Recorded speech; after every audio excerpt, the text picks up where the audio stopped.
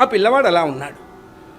ఆశ్చర్యపోయినాడు. సీతమ్మ గారు చెప్పింది, వీడు పాడటమే కాదండి, గోడల మీద వంటింట్లో అంతా శుద్ధ ముక్కలతో గోడలన్నీ పాడు చేస్తున్నాడు, మీరు ఒకసారి లోపలికి వచ్చి చూద్దురు అంది. లోపలికి వచ్చిన ఆయనకి అద్భుత అనర్ఘరత్న సదృశమైనటువంటి సంస్కృత ఛందస్సుతో ఉన్నటువంటి కృతులన్నీ ఆయనకి దర్శనమైనండి. 5 ఏళ్ల పిల్లవాడికి మన ఊహకు అందుతాయా?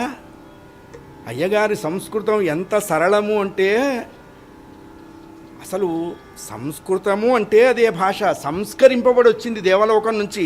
మనమే ఇంకా దాన్ని ఫినిషింగ్ టచెస్ ఇవ్వక్కర్లా. మరి సంస్కృతంలో ఉన్న ఆ అలతి పొలతి రచన చూడండి. మళ్ళా ముత్తుస్వామి దీక్షిత్ వారి సంస్కృతం చాలా కష్టంగా ఉంటుంది.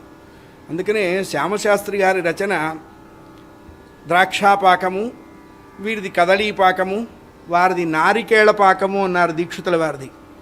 బాగా ముదురు కొబ్బరికాయ, బాగా తాటి బెల్లం, ఈ రెండు కలిపి దంచి ఉండలు చేసి కడితే సిరామిక్ కట్టుడు పళ్ళున్నవాడు తినలేడు, దంత సిరు ఉండాలి.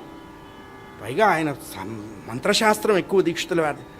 చాగయ్య గారు అంత ఇస్తే చస్తారు, వీళ్ళకి వచ్చినవే 3 మార్కులు, ఏదో ఏడవండ్రా అని కొంచెం ఎగ్జంప్షన్ ఇచ్చారు.